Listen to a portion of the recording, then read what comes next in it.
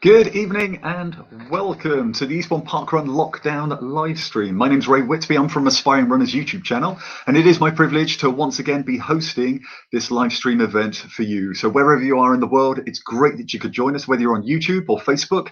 On both systems, you can just comment away, and hopefully we'll pick up on the comments as we go along during the show. And we're already giving a big shout out to Mike Thompson. Good evening. How you're doing out there? Coming up on the show, we've got a fun-packed show as well. So some of the highlights, we're going to be looking principally at how do we get children and our loved ones involved into running. And to help us with that, we've got the former event director for the Eastbourne Junior Parkrun, and she's got a small team as well that's going to help us get through the show. But also coming up, we've got one of our old favourites is the running quiz. But I can't do this alone. It's just too much to do it by myself. So let's get the other race director in, or should say run director in for this particular show. It's Simon Jones. Simon, how you doing this evening? Good evening. I'm doing very well, thank you. What about yourself? Well, the last couple of days have just got worse. It's got rough. I think heading in towards a holiday and just feeling absolutely awful. So I think it's just the de-stressing, try to get out there and run, and just got nothing in the system. And then this morning, yeah, it's just chaos. So I'm hoping that it's just a blip. It's a one day, and then tomorrow and get back into a running regime. But how's the weekend been for you? Yeah, it's been busy. Lots to do with family, and just went out for a nice long run this morning. It was Sunday, long run day for me. So nice 12-mile with a friend of mine who's training for Beachhead Marathon. So yeah, it was very, very good. Thank you. And they're doing it this year? They've entered it this year. Well, they say they were entered into it by their love. They're loved by her husband. Yeah, so she had no choice really. And she was kind of hoping that with COVID it would all be suspended or cancelled until next year. But until at the moment, she's having to go through a training regime. And as she's a good friend and she's a good running partner of mine, I went out with her this morning. So yeah, and there were loads and loads of runners out this morning. So it was brilliant to see loads of people out as well. Yeah, I was wandering down the seafront with a friend, just trying to do a catch-up, and we weren't running at all. He's just come out of long-term illness. He got pneumonia last year or earlier this year, just wiped him out completely. It's taken a huge amount of time to get him back into it. But it just seems as though lots of people are going through injury and illness, and it's hard to stay motivated, especially when you're a keen runner. You want to get back into it. And what I want to do is just bring up that very first question to the audience as an icebreaker is, how do you stay motivated to run when you're absolutely tired, completely shattered, but your body still wants to do it? How do you keep going? But also when you've got an illness or an injury, how do you stay motivated? So Simon, have you got any tidbits for us?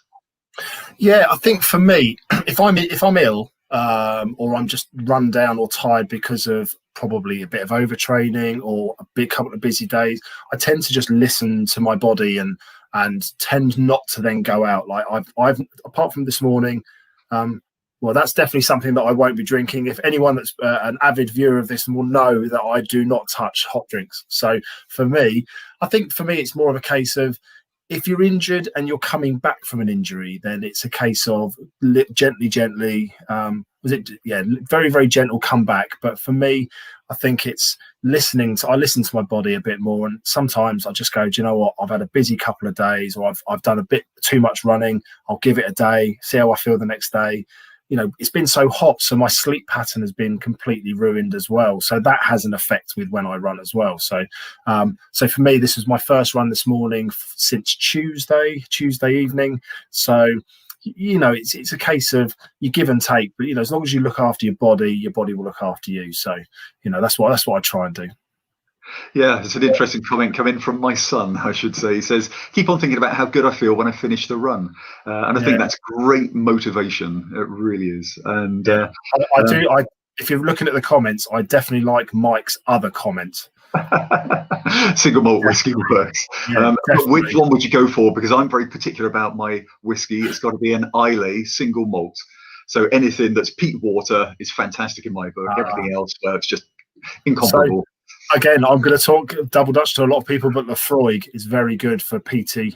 Very. So I think we're speaking on the same language there. Lefroy is very good. Yeah.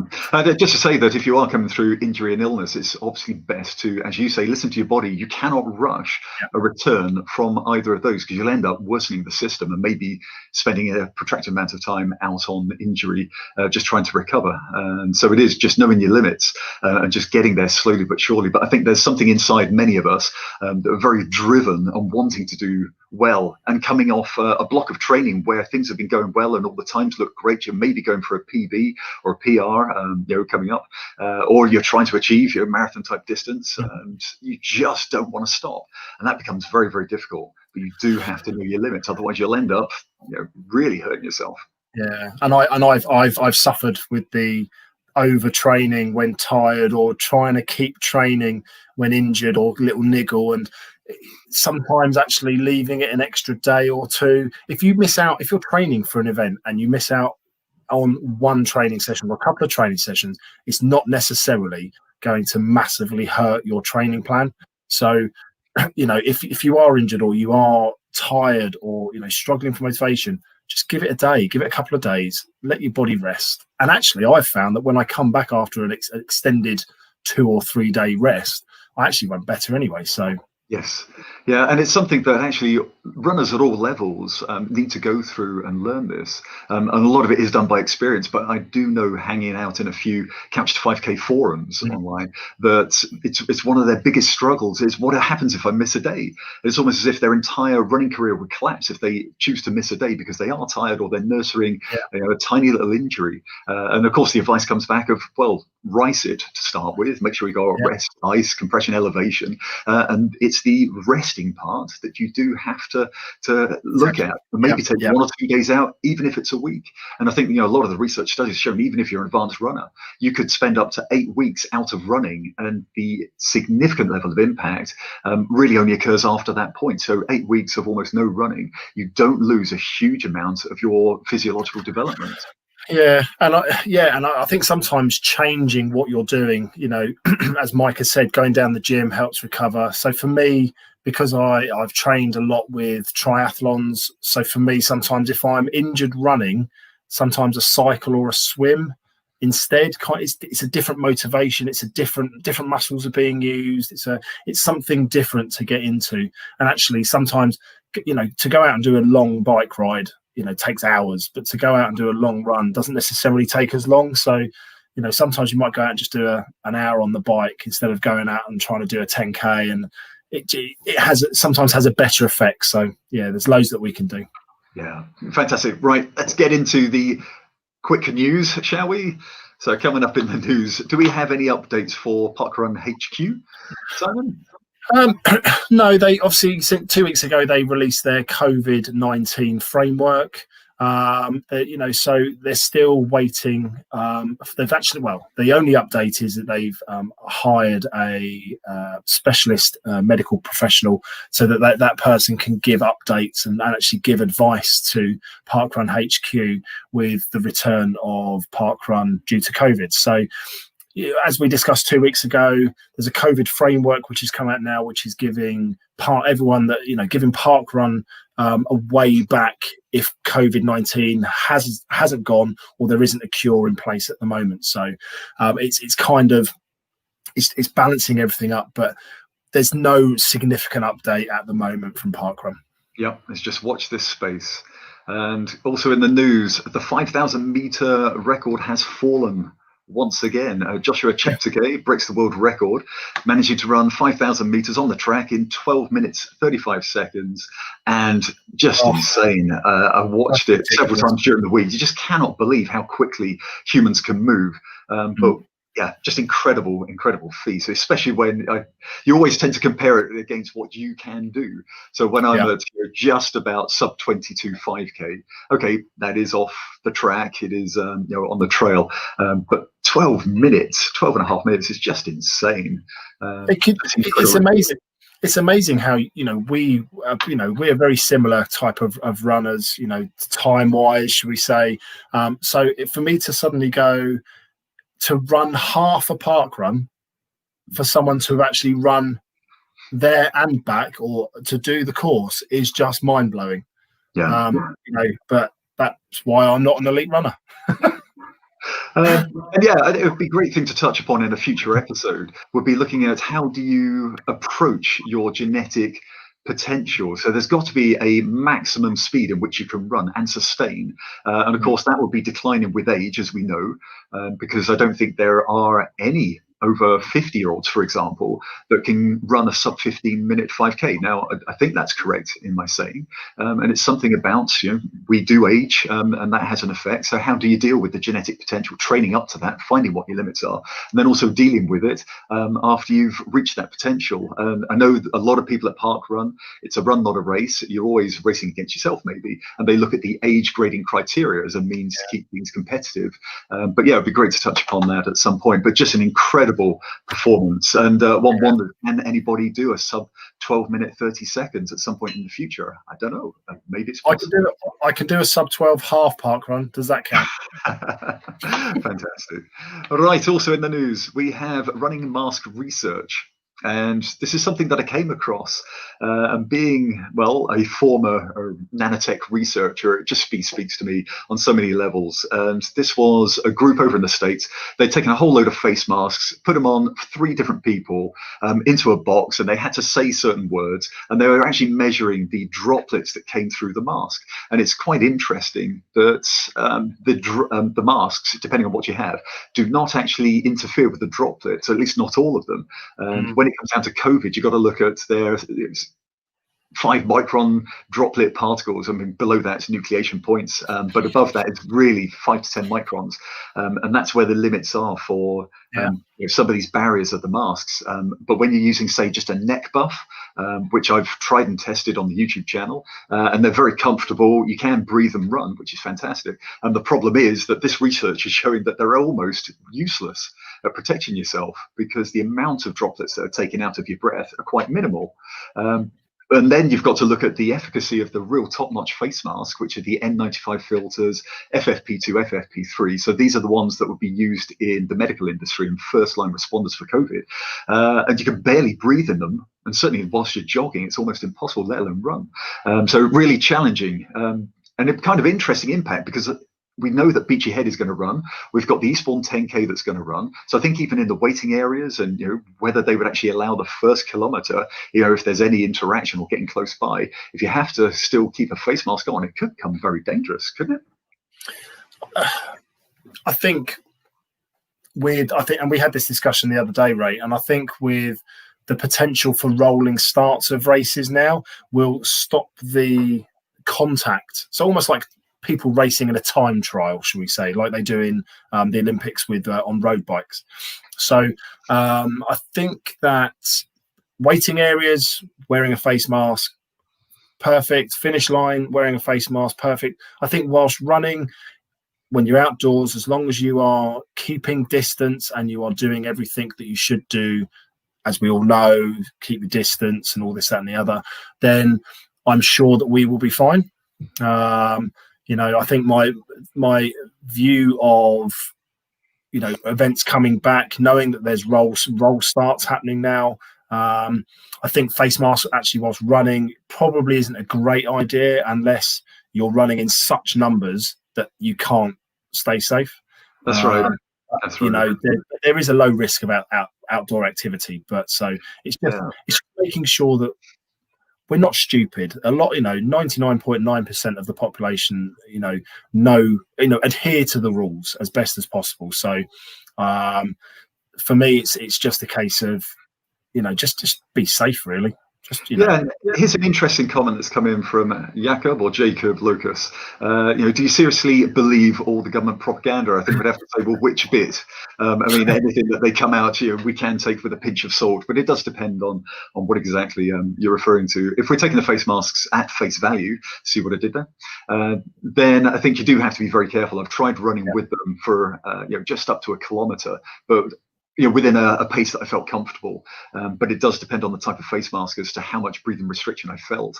And I think one has to be so careful that they're not putting themselves in jeopardy. And of course, that could have a knock-on effect for first responders, first aiders, medical teams, etc., etc.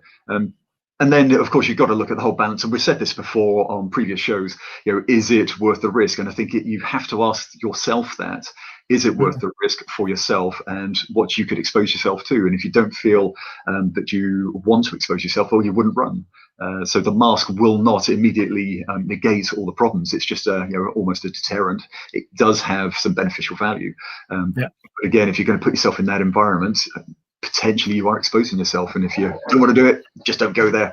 So I have cancelled my participation in Beachy Head Marathon this year. I'm going to defer it to next year, and looking forward to it. So I think by that time, hopefully, the medical community will have come up with the antidote, and everybody will be back to whatever the normal is that will be then. Exactly.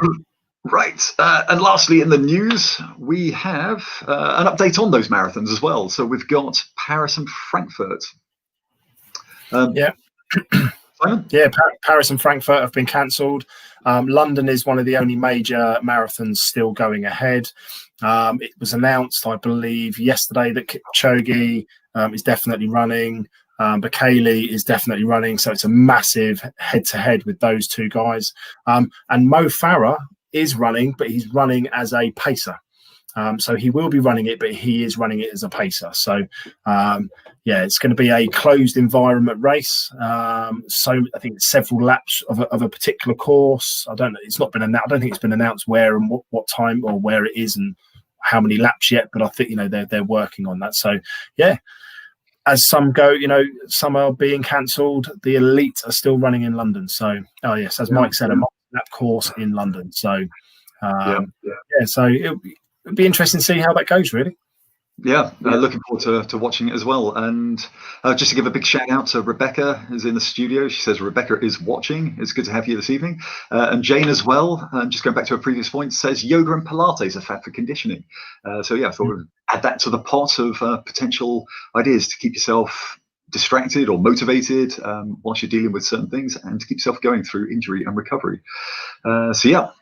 Absolutely fantastic for the news items. And I think then we can bring up the next stage of the show, is looking at the running music quiz. So this is just a case of texting into the comments. There's no point emailing the show. It is just for fun. All running music theme related. And we're going to give out huge amounts of kudos points because every time I have a chocolate prize, I can't actually give it to you because of lockdown, I'm afraid. And by the time you disinfect it for several hours, it will have gone off. So I'm better off keeping it here and eating it for you. Okay, so number one question. Question number one. Running on Empty was a 1978 album by which American singer-songwriter? Running on Empty. So question two. Lionel Richie's contributions to songs about running came in 1983 when he was running with what? Question three. Band on the Run was a huge hit in 1974 for which former Beatle and his band? Question four. 1984 had Bryan Adams running, but where? So there we go. 4 quick questions that you can type away in the comments. Say lots of kudos to the first right answers. Don't Google it either. Don't Wikipedia it. It's all for fun. It really is. Okay, so now we're going on to the main star of the show, the main attraction, shall we say? I should say stars, plural. I put this up, Never Too Young to Run, Junior Parkrun. And I think this is a very timely and very fitting transition to bring in our former race director of Eastbourne Juniors Parkrun, Sue Fry. Welcome to the studio, Sue. How you doing? Here we are. Oh yeah, all right. Hello. Run director. Run director. It's race director. Did I say run director? You said run, of course you said run. No, it's so run. Sorry, it is a race, not a run. Race, not a run. Sue, would you be so kind to... It's a run, not a race, with a smile on your face. Fantastic. I love that. Sue, would you be so kind to introduce the people around you? Okay, yes. So for those of you who don't know, this is my partner, Liz Lumber. She's very well known in the parkrun community, especially at Eastbourne Parkrun, where many a man is trying to chase her and keep up with her. And here we have Finn Lumber Fry, who is our son, 10-year-old son, who is regular at junior parkrun and transitioning into the adult parkrun. Fantastic. Yeah, so Sue, you are the former event run director. It's confusing. Former event director, that'll do. There we go. Let's go for that. And yeah, just tell us, please, how did you get involved in the junior parkrun? Because obviously we have the main parkrun that everybody's familiar with, but even myself, it took a number of years before I started picking up on this whole idea that there is a junior parkrun. So if you could tell us briefly about it, explaining that, but also your participation. I will. I am just going to say hello to everyone who's watching out there, all our friends and family. Well, basically, for those of you who know Liz and myself, we do a little bit of running, shall we say. But Finn, we were taking Finn to Preston Park and Peacehaven Junior Parkruns most Sundays from the age of 6. Obviously, junior parkrun runs from the age of 4, but we took him from the age of 6. And by the time we were traveling up and back each time, Finn and I one day just sat in the car and said, why don't we think about setting up the junior parkrun ourselves? And as I said to Liz at the time, I think it's just a case of getting a box with a whistle and a bit of kit. Yeah. And little did I know, it was a little bit more involved than that. However, we came back, we discussed it because we realized it was a family commitment to do it. And we then decided to get a good core team around us, which is something which is crucial to setting up junior parkrun, that you've got a strong team around you. And we got a team together. We had to raise money as well in order to set it up. We had to How much was it? We had to raise £2,500, and we had lots of help from various people and run clubs. So Eastbourne Rovers, Helsham Harriers, Brewers. We had the local council, Eastbourne Council. The Collins, also from I do sports massage, and some of my clients, the Newmans and the Collinses and Chris Roberts, James Hudson, Mark Harris, all these people, they generously gave to help us get the equipment that we needed. And then along with the help of Mike Thompson, who is our ambassador, who's put lots of comments down, and Dawn Paul, who was I don't know if she still is, the Peacehaven event director. We did lots of, practice runs in the freezing cold with our core team. It was perishing, but at least we knew how it was going to be at the coldest and, the hardest times. Anyway, we had our practice runs, and then we had our launch in March in 2018. So, yes, that's it in a long nutshell. And for the first event, how many juniors did you get turning up? On the first event was 84, actually. Wow. We had 84 on our practice run and 84 on our launch date. So it was a great day. Everything went smoothly, thank goodness. So yeah, it was good. So how did you spread the word to get so many children involved at the beginning? Well, I've got a big mouth, you see. No. How did I spread the word? Well, I think between us, we're quite well known within the running community. So Mike and Natalie and people like that were spreading the word on with the adult parkrun. Finn has run for Helsham Harriers and Eastbourne Rovers, so we were able to get the word out to the local running clubs. And also because I happen to know quite a few people. I do sports massage, and I do sports massage for a lot of people. So just spread it word of mouth, really, and social media through Facebook. And we managed to get, it was amazing. The launch day was absolutely brilliant. We managed to get a lot of people there. Awesome. Fantastic. And what would you say was your biggest challenge? The biggest challenge wasn't actually what I thought it would be, which would be raising the funds, because people were so incredibly generous. The biggest challenge is making sure that, I don't know what you think, Liz, is to get that core team. Yeah, it's getting the volunteers, really, week in, week out. Remember that junior parkrun requires, because of safeguarding, requires a lot of volunteers. And even though we had an out and back course, which cut the amount of volunteers, we still needed, 13? Well, 17? most weeks we're having between 16 and 18 Yeah. volunteers. So just that alone was, and you know, credit to Sue, and did an amazing job getting the volunteers up and running each week, so that we never had a point where we had to sort of cancel or even really threaten to cancel, because people just came forward and, you know, great, you know, it's giving up their time as well, and not always runners either.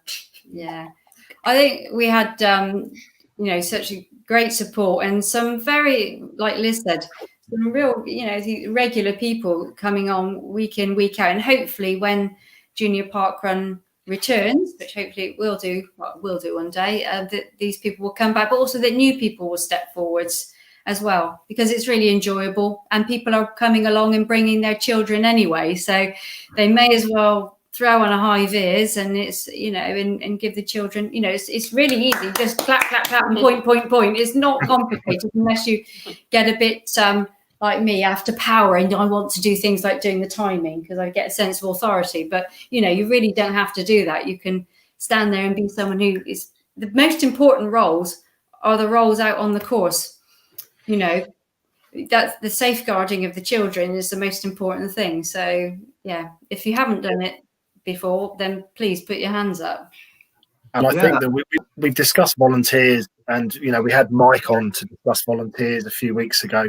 And I'd want to echo that for anyone that's watching this that has either never volunteered or has children, or, you know, volunteering at Parkrun is so rewarding, whether it be for Parkrun, Junior Parkrun.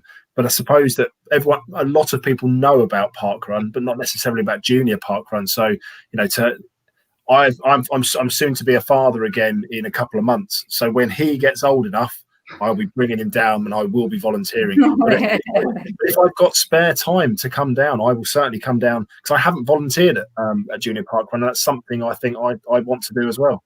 Yeah. No, well, we'll hold you to that. Gary Manley, I hope you're listening, because he's taken over as the event director, and hopefully he's written that down to get you there. Yeah. Oh, it's brilliant. So Finn, tell me a little bit about why you run then. You know, what's your motivation with running? Well, I enjoy it, and I have lots of running friends in the community, and I was so happy that, in fact, I decided to join my local running club, Eastbourne Rovers. Used to run for Helsham Harriers as well, for Yeah. Eastbourne Rovers. And he's got two crazy mummy and mama who do a lot of running. So he thought, I better join them, otherwise it's going to be a bit of a dull life, really. Yeah. So Finn, did you find that because your parents both are very good runners, that you found it just a natural thing just to get involved in, or did you need a bit of gentle persuasion to get involved? Well, I think it was a natural thing, actually, to get involved in. Running's quite good. It's exercise, and yeah, really. No, you did. I think the big thing is not to pressure children, and we didn't pressure Finn. You know, if he wanted to run, great, and if he didn't want to, then that was also great. And it was just a case of doing something that was active, and you know, whether it's swimming, biking, running. There's no way he was going to sit on the couch and just do his Nintendo Switch, was there? One good thing about the Junior Parkrun, and certainly on a flat course like the Seafront, is it's very inclusive. So even with children with disabilities, and we did have a few who used to come and use the course, it gave them a fantastic sense of achievement, didn't it? It was really something special. To watch them, you know, just and the parents as well, and everyone around them, that they can actually take part in something, because often sport, you know, is quite not elitist, but, you know, to get in teams and things, you do have to have a certain sort of talent, and so this just made it a lot more inclusive, and I think that's so important. The message going forward is that it's all abilities, you know. And when you're looking at And when you're looking at park run and going to junior park run, I think the ethos is exactly the same, isn't it? It's a run, not a race. You take it at your own pace. I see what I did with that one. And with a smile on your face. With a smile on your face. I'm adding to it. Okay, great motto. But it is about participation. It's about going along and doing what you can, even if you're walking it, hopping it, jogging it, three-legged race we heard of last year. And it's just about doing something active and trying to stay healthy. And I think the biggest question, certainly because I've got 3 children, they're at different stages. I've never tried to pressure them to do anything, but just a loving encouragement as much as I can. And I do have to admit that I have resorted to a few bribes in my time to get them to run. But I now have, my eldest daughter is stuck on week 7 for about the 14th week on the Couch to 5K program. I have then gone to Tempo to buy some brand new trainers to see if that could help her along a bit. My son is, he can run. He has a bit of an issue with breathing from time to time. And he bounced in at week 6, did week 7 of the Couch to 5K, and then did his 5K trail run without any problems. But it's just trying to keep him going. My youngest daughter is just swearing off all running completely and utterly. She wants to be a ballerina, so she probably can't see the use of doing running at the moment. But I'll just ask you, as a family, what do you do to help encourage Finn, please? Well, first I wake him up nicely on a Sunday morning. And then I promise that I've got a bagel with peanut butter and jam afterwards. But to be perfectly honest with you, and don't get a big head, I think we've been very lucky that we've got a child who's come along each week, and I don't think he's ever complained about doing it. And in fact, if he had a cold or something like that, the thought that he couldn't do it would be like, oh no. So he would just accept that he could, run it very slow if he was like that. But I think we have been very lucky. I think because also it's not about times. We've always said to Finn, we don't mind what time you do. It's just the fact that you participate. If you want to run with your friends, run with your friends. If you want to be the tail walker, be the tail walker. And if you want to hammer it, then go for it, Finn. But whatever he wants to do, I think that's crucial. If a child really doesn't want to do it, then say they if they're already there, then they could be a tail walker, or they could be a volunteer. Yeah. Could I ask Finn one question, please? Finn, you have 2 amazing athletes as parents. Do you feel that there's any pressure then that you want to run as fast as they do to keep up? Funny question to ask, really. That's a yes then. I do hopefully want to beat them when I'm older. Yeah, you will. He's not far off now. I think soon he'll be chasing my heels, certainly. Definitely. Yeah. Well, I know that Finn, I know that you and I have had a conversation when I've been pacing or on parkrun about how close you are to me. So, I remember that particular day. Oh, yeah. I got my pizza. So I think he might have helped you. I think you were pretty much there. So, I know that you are going to be a fantastic with the parents that you've got. You're going to be a fantastic runner. You are going to be a fantastic runner, Finn. You are going to be awesome. You'll be pacing me down in a couple of years. You also want to be a fantastic football player, don't you, as well? And other things, which is great. Well, let's not even ask what football team. But there is only one, isn't there? Eastbourne Borough. No, Who do you support? Support. Oh, Brighton. There we go. That's right. That's good. That's Keep it good. local. Like it. Yeah, you can stay on this chat then, Finn. That's fine. Yeah, it's not all about the speed, we know that, and it is about inclusivity. It's about trying to inspire and encourage children to participate, as well as other loved ones. I think the principles that we can learn from trying to get our children involved, it can also help get the adults involved. And certainly for the junior park run, having the adults accompany them to as a chaperone and walk in the course or running the course with them, hopefully does help. And I just wonder, to the team there, Sue and Liz, and also to the commentators, Nat, Mike, do we see extra adults coming along saying, yes, my child got involved in junior parkrun, had to find out what the big thing's all about? Yeah, I think that, for most children that go along, you end up normally having 2 adults that turn up. And whether, when the children are very young, it's absolutely fine if the parents, etc., want to join in and run with them, just as a little bit of encouragement with for the children. And then eventually the child will say to the parent, believe me, actually, I don't want to run with you anymore. I prefer to run this on my own. But I think and Natalie and Mike and the team have been very good at helping us put the word out about the junior park run, and very supportive about us doing our social media posts to get people to come to it. And it's really nice when we see those runners who participate on Saturdays coming along on Sundays. Sometimes they don't want to. The runners, the running community, I think there can be a little bit of selfishness with long runs on a Sunday morning. So parents don't always want to bring the children along to junior park run. But sometimes they want a break. That's right. So if they're racing the next day, they'll probably bring the children down. Oh yeah. Sometimes on a bank holiday weekend, I normally do my long runs on a Monday, so I would then have my Sundays off. So that's when you want to get me to come and volunteer. Oh, right. Gary, write that down. Write it down.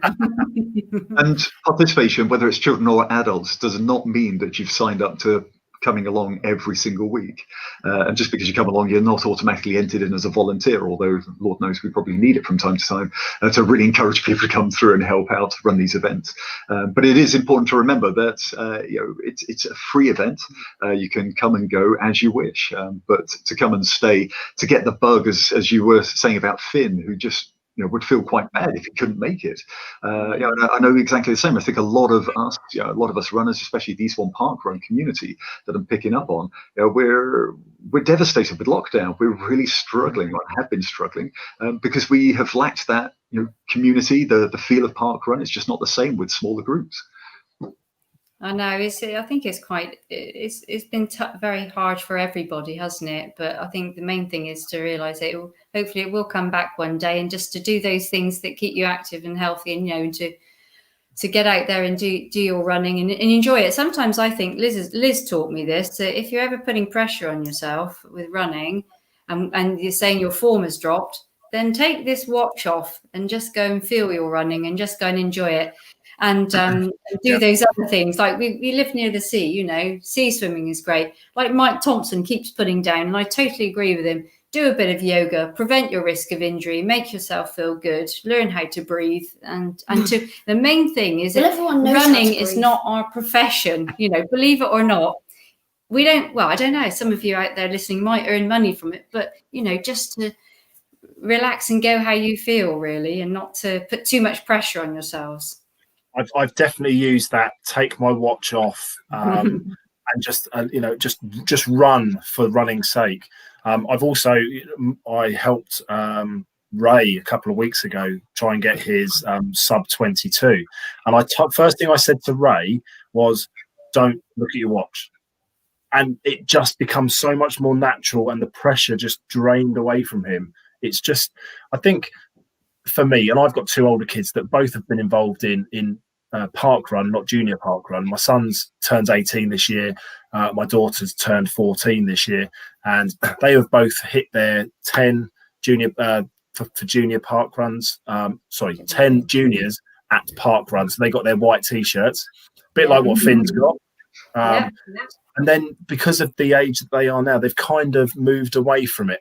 They've kind of moved away from running in a sense. My son goes to the gym a lot more now. I think he's more worried about his six-pack and his bulging biceps rather than running on parkrun. But I know if he went out there tomorrow to run a 5K, he would absolutely wipe the floor with me, because he's naturally very, very good at running. So I think for me, it's definitely just take the pressure off, lose the watch. And don't run too much. I think we all should run. I think running is fantastic, but sometimes when we run 7 days a week, the body needs to do other things as well, and just to enjoy it, And I, Liz taught me this, because I started running really when I was 30, but just to have a purpose sometimes. I mean, I know I said take the watch off, but sometimes just running steady plod all the time, mix it up.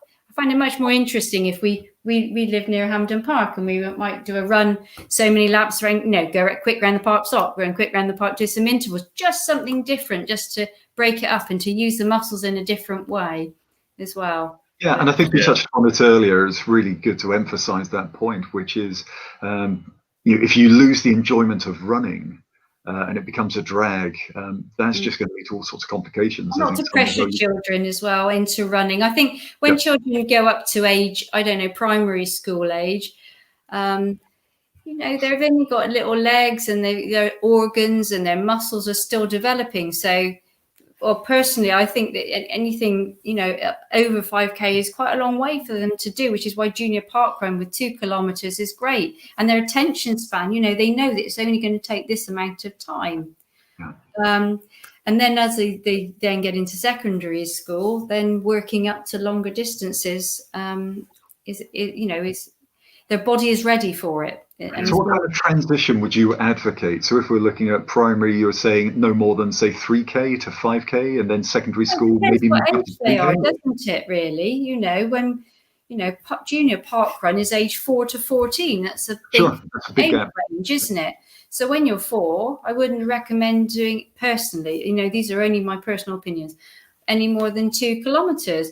But, when you're getting up towards that, leaving school, that towards the 12, 13, yes, you can then start, running with a parent or a friend and going and doing the adult park run.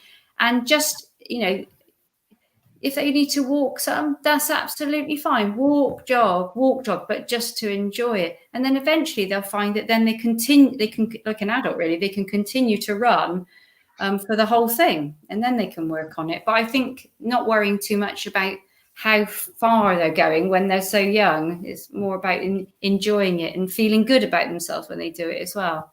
Yeah, it's definitely the enjoyment of it. Yeah, and it definitely speaks to adults as well as children. I think that's just such an invaluable motto to be running by. If you can just keep the enjoyment going. Something I didn't say was about and if children really have an enthusiasm for running, they can always speak to their junior parkrun team and they can point them in the right direction of local run clubs, like your Eastbourne Rovers, Hailsham Harriers, Little Run Wednesdays. I mean, these types of clubs, so that they can then possibly join running clubs if they want to. They don't have to, but if they've got a passion for it, then, that option is out there for them. Yeah, definitely. And I think it's also quite impressive is just how quick some children can run. And I know that we are, again, trying to emphasize the fact that this is a participation, it's a run. We want people to get involved, to stay healthy. So children, adults, being a part of the parkrun or junior parkrun, really, really important. And it's not about your time. These are about personal goals and what you can achieve. But I know that in discussion with Finn earlier in the week, it was just an incredible time for 2K that he's able to do. Are we allowed to do your time, Finn? Our junior parkrun, I will say what the time is, but the quickest time for a boy, obviously we've got boys and girls, was James Stephen from Eastbourne Rovers. He said 6 minutes 56. That's absolutely phenomenal. And then I always say Caitlin's name wrong. I'm really sorry. Caitlin Spencer has the girls' record, I believe, and that's in 7:40, which is incredible. And Finn, I think Finn wants to mention what he's done it in. Don't look at my bit of paper. You tell them what you've done it in. Trying not to be modest, but I did it in 7:42. Yeah, it's good. Wow. I mean, the average time is around 12 minutes 45. Okay, and that's. But again, it doesn't matter. But it just gives you an idea. If there's anyone out there listening and wants to have an idea, but we're there until the volunteers are there until the final person comes over that line, and they're just as important as the first person that crosses the line. Yeah. I just want to see, like with parkrun, Eastbourne Parkrun, I think the average time is about 28 minutes. Yeah. And so for those that are running at 15, 16, 17 minutes, people think, I can't run that fast. But as the average time is between 28 and 30 minutes. So actually, people probably that are starting running might be 40, 45, or actually, if they're walking it, be 55 minutes. But actually, if they're running, they'll suddenly find they're getting very, very close to that average time, and almost then overtaking it going forward as well. So yeah, it's, as you say, it's just about participation and the enjoyment for the children, just the enjoyment of it. Yeah. Definitely. Yeah. So Simon, have you got any final questions? One question, the last question. So for any of the Lumber Fry clan, what is the one thing you would say to a 4 to 14-year-old just to entice them to get involved in running or to come down to junior parkrun? What would the one bit of advice you'd give?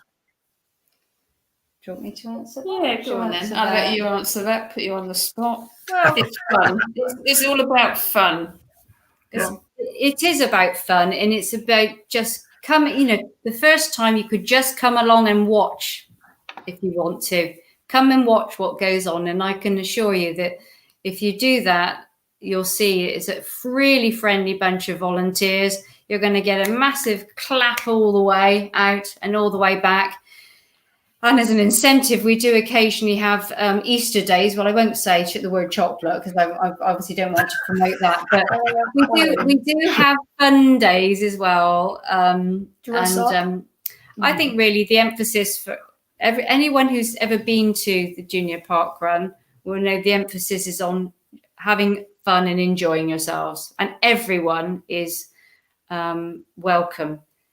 And also, I will say that parents, if they're bringing their children along and they're uncertain as to what to expect, they are more than welcome to go along with their children and do that. I know that some parents actually try and get a 2K PB, which is a little bit naughty, but they are welcome to do that until their children feel comfortable. But the volunteers that we have are just so good at making the children feel special and to make them feel welcome that they will, they will enjoy it. Fantastic. That's all from me. Yeah. And just to offer it to you as well, Sue, Liz, Finn, do you have any passing or final comments for us, please? Just that we've got the go just on outside of Parkrun, just for the Eastbourne 10K on Sunday, the 29th of November. We've got the green light to go ahead with that from UK Athletics, so it'll be run under their guidance, and just to sort of reassure, it will be obviously COVID secure, safe as much as possible, run to those guidelines, and we anticipate that it'll be a rolling start. So as we've already sort of mentioned earlier, that you'll be given sort of time blocks, and you will just literally turn up and run. Nice. And because it's all chip time, so and that way you keep a nice flow of traffic on the seafront, and it'll be nice and early in the morning as well. And that was the 29th of November. That's right, yeah, 29th. We got as we stand now, we've got 41 places left, so nearly sold out. Yeah, nearly there. And we're raising some good money. We're raising money for St Wilfrid's and the Eastbourne Sea Cadets as well. So. Which are, they're good charities, close to my heart, actually. I won't go into it, but they're good charities. All charities are good, but the intention is to raise a little bit of money for them whilst having lots of fun. And Mike Thompson says he's going to be running and he's looking forward to it, as am I. I mean, he must be feeling in form because he doesn't always run it, but he's there. I think he's been getting some really good training in, and I think he's going to go for a good age group prize. I think that's what he's after. Bless him. Great. He's so positive. If anyone who doesn't know Mike, he's just brilliant. So just to say to the viewers out there that those that are interested in running the Eastbourne 10K run on the 29th of November, I will put the links in the description below. You pick up on that, or just email into the show, aspiringrunners@gmail.com, and we're able to pass you on to where you need to be to register. So 41 places left, so better get in there. Age 15, isn't it, Liz? Yeah. Age 15 and above, so... Yeah, fantastic. So if we're just going to round off the show with the answers to the running music quiz. So Sue, Liz, Finn, Simon, you are unfortunately prohibited, since you actually wrote most of this. That's not fair. And so just say, okay, so the answer to number one for the running music quiz, Running on Empty, was the 1978 album by which American singer-songwriter? Do we have anybody, Sue, Liz, Finn, any answers? Liz, you're normally so good at quizzes. Like those years. No idea. Okay. Way before you were born. It's a rarity. Jackson Brown, and I'm just looking at the comments and I cannot see anybody who's written that. Lionel Richie's contribution to songs about running came in 1983 when he was running with what? I only know about his ceiling, so I'm afraid I don't know. That wasn't running, that was dancing. I know. It was in With the Night, and I think actually my wife has got that correct in the comments. She didn't see these questions. Right, question 3. Band on the Run was a huge hit in 1974. Which former Beatle and his band? Paul McCartney, Wings. Fantastic. And Mike Thompson got there first in the quiz as well. And then finally, we have 1984 had Bryan Adams running, but where to? Anybody? Run from you, isn't it? That's what you said. Run to you, isn't it? Run to you. Run to you. Yes. Run to you. Run to you. Wonderful. Sorry, is that going live?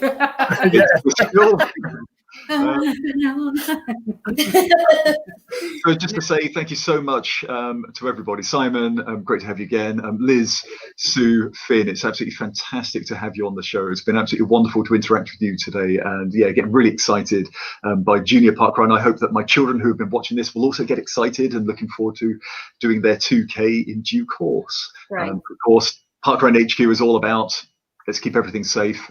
Just watch this space. Eagerly awaiting it to coming back. And just say thank you to all our viewers as well, whether you've joined us on YouTube, joined us live on Facebook. Absolutely fantastic to have you. Thank you so much for commenting. And please do continue to comment, or even comment in the description below the YouTube video as well. I'll be picking up on those after the show in the coming weeks. Hopefully, we'll be back in 2 weeks' time, unless other things take precedence. But I won't want to give any game away because mum's the word for the moment, I do believe. Yeah, just have a great week, and coming up to a bank holiday. Just before we go, anybody in the studio, what are you up to for the bank holiday Monday? You've got some extra special runs in? Running. I think golfing, actually. I think we're doing a bit of golf, a bit of sea swimming, and one of my newfound hobbies, tennis, I think. So, right. And I'll throw in a bit of running as well. What should we go for a run, Finn? Yeah. We'll chuck it in for a bit of good measure. Yeah. Fantastic. And hello to all the junior park runners out there. Wonderful. So once again, thanks so much for joining us live on Aspiring Runners YouTube channel. Catch you in a couple of weeks' time. Take care. So long. Thanks, Ray. Thanks. Bye. Bye.